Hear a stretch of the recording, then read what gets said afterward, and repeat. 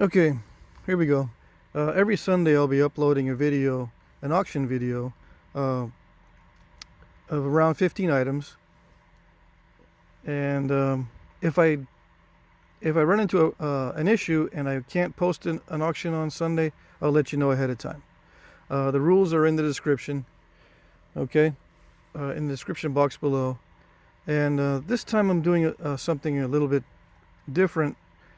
I'm going to be looking at the time that you're bidding. YouTube keeps track of how old your comments are. So I'll be looking at that. I don't know how accurate it is. It's probably not very accurate.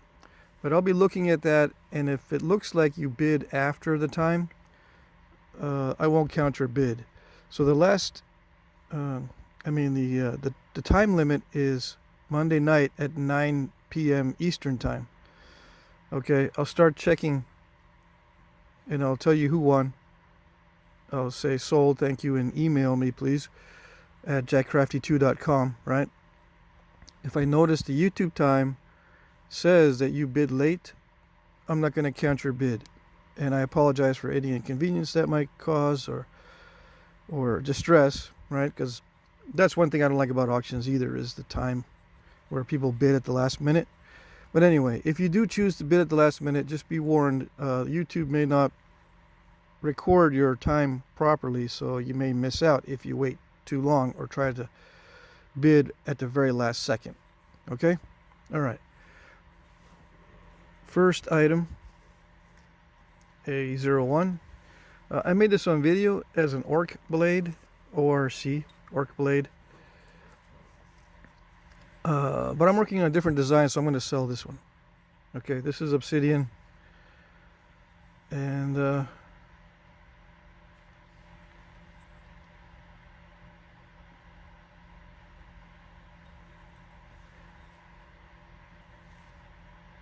I thought it was pretty cool, right? But yeah, I'm working on a different design, so I'm going to offer that one for auction.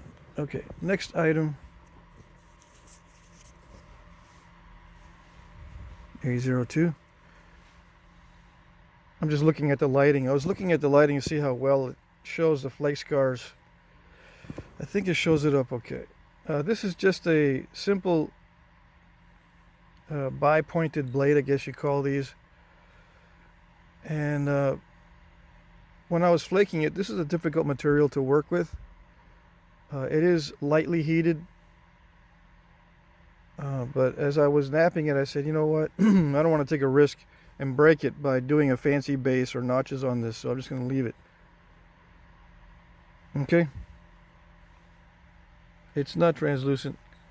It's an opaque Chert from Texas, Central Texas. Next item. Let's see. This one is, I think they call these Fairland in Texas. Translucent Chert. Some of these, a couple of these I haven't signed yet, but I will sign all the points.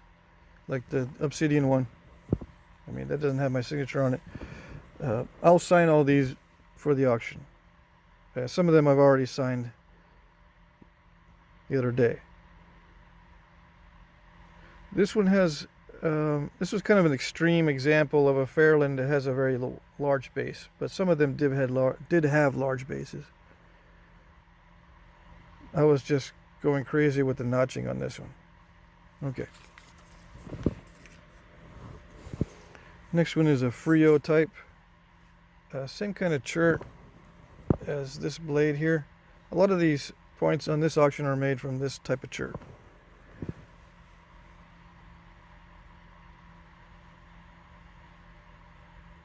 Frio point.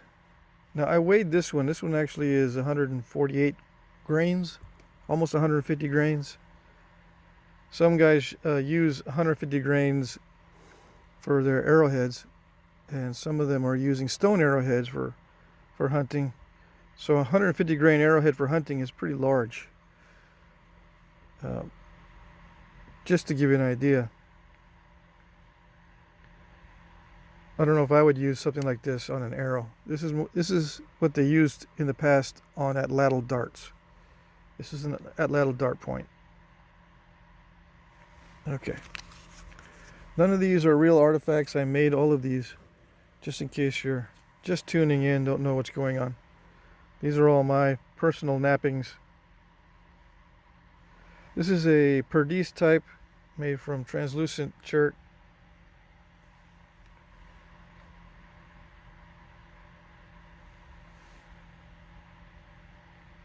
Nice sharp barbs, nice pointy tip.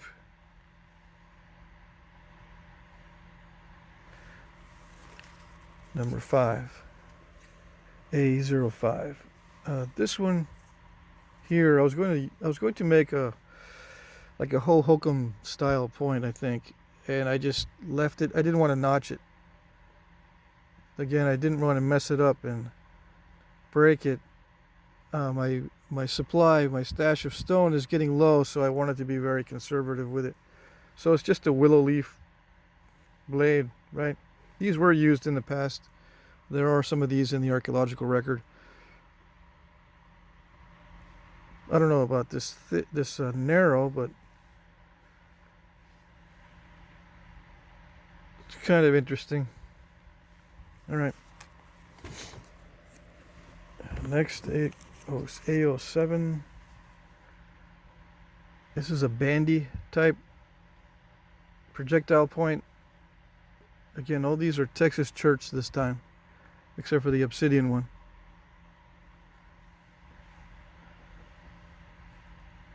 Partially translucent. There's some inclusions in this one. There's a little pocket of concrete in the middle right there, but it worked out all right.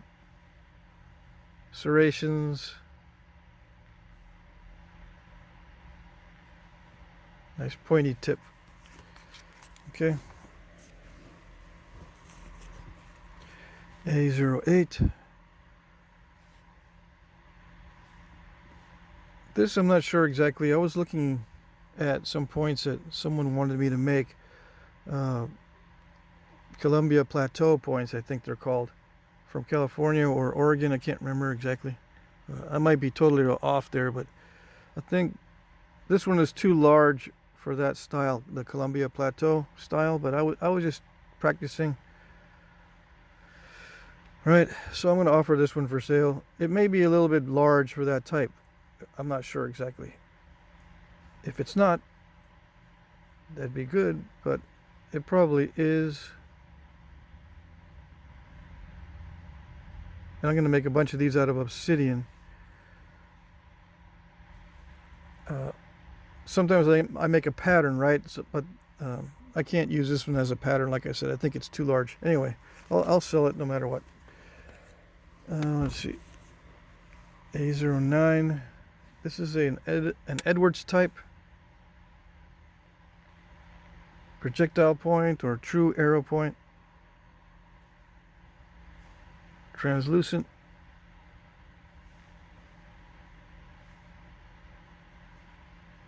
Most of these this time are heat treated Cherts. Yeah, I don't think I have any raw ones in this mix anywhere. They're either lightly heat treated or very heat treated. I think this one is lightly heat treated. Yeah, I can't get these notches like this. It's hard for me to do notches like this on non-heat treated material. It can be done, of course, on high grade stuff. All right. Let's see. A10. Another wrapped knife. I'm going to try to offer one of these every week. It's just my style of, like, a utility knife. The type of knives that I carry around if I want to use a little stone knife or something. Usually for cutting plastic. I used to carry one of these at work for cutting plastic. These days I just use it for just little things, cutting wrappers, packaging and stuff, just to have in the car. Let's see, where's my tape measure?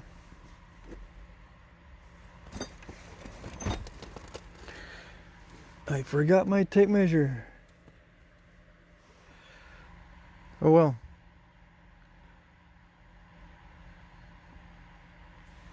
Next time I'll remember the tape measure. let's see, A11. This is a Ensor type. Partially translucent, not as translucent as the previous one.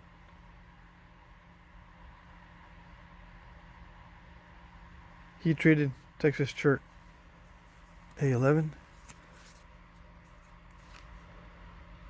Let's see.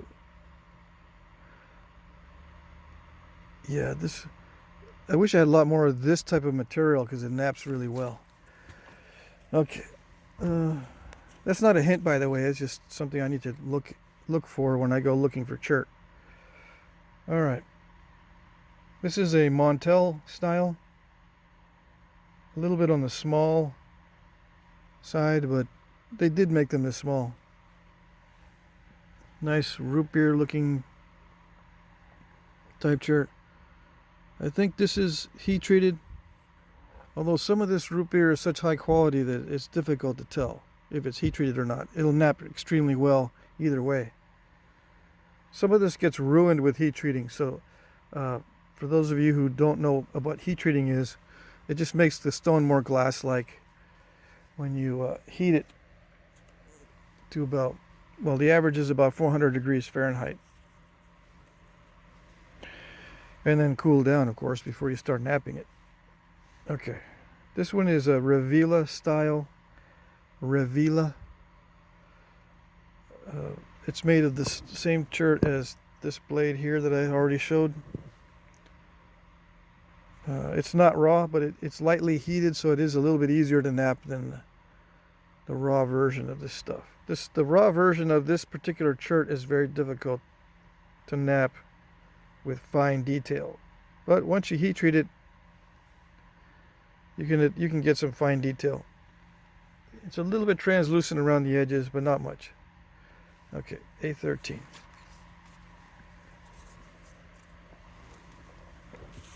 A14. This one here, let's see, what do we call it? The Sabinol? I think this is called a Sabinol in Texas. Although there's probably forms that look like this in California, right? Or surrounding areas.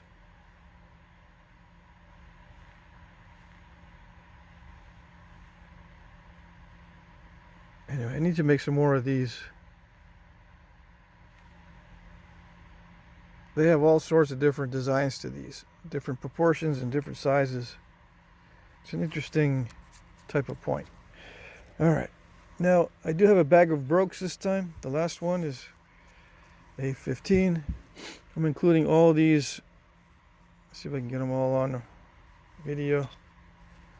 All of these in what I call the bag of brokes.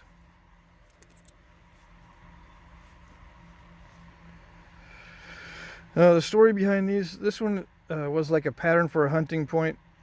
It's a little thick, so it's not ideal, so I'm putting that in the bag of brokes. This one is an actual broken point that I broke last night, trying to thin down this Chert. It's difficult to work stuff. This was a nasty, very difficult piece, and the strike that killed it is right here, right in the middle. Very dangerous strike. Right there, but there was a step fracture right in there, right in the middle. I got it out, but it broke the whole thing. But anyway, it can be a nice study piece for somebody. All right, this is a little point. It just has a little ding on the side there, so I'm putting it in the brokes.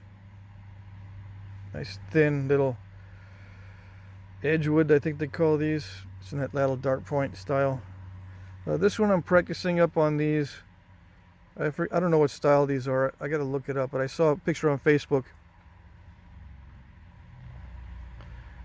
Crazy serrations on these. I will sign this one, but it looks a little bit too thick and too long for this particular style. I think they're smaller. But regardless, I'm just going to put this in here as a non-ideal point. This one here is a little bit large for this style. Again, just practicing. It takes me a while to get down to the proper size. It's easier if I start practicing with larger versions of the type of point I want to make. This one's a broken point. This is a chalky or concrete type area. Let's see.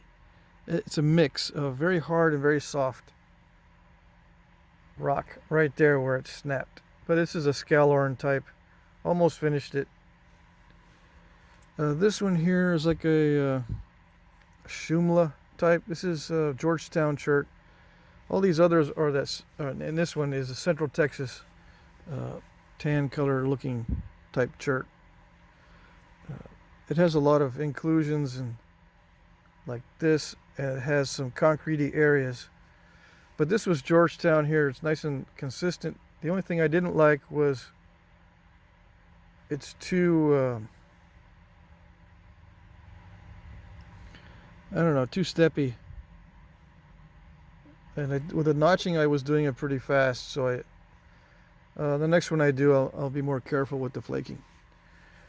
All right, and this one is just a blade knife on a large or a long blade. I struck off the nodule of this particular piece of Chert. It was a big nodule.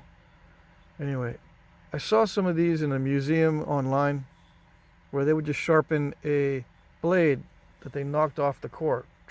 I trimmed a little bit of the bulb of percussion here. I ground it down so it won't cut, and then I sharpened this end down to a point. It was wider. It widened out before it cut off. So I pressure flaked it, percussion flaked it a little bit, did some work around the edges. I'm including it in here because I don't know what to call it. I know that they were used in Europe during various time periods. I think the Neolithic was the last time that they used these. I think there might have been some of them before then. They are various sizes and shapes. All right. Okay. So, like I said, I'm going to be watching the time on this one. So try not to bid at the last minute, because I don't know how accurate YouTube's timestamp. I call it a timestamp. It just keeps track of how old your comments are. And if I see that you're late, I won't count your bid. So bid a little bit early if you can. All right, good luck.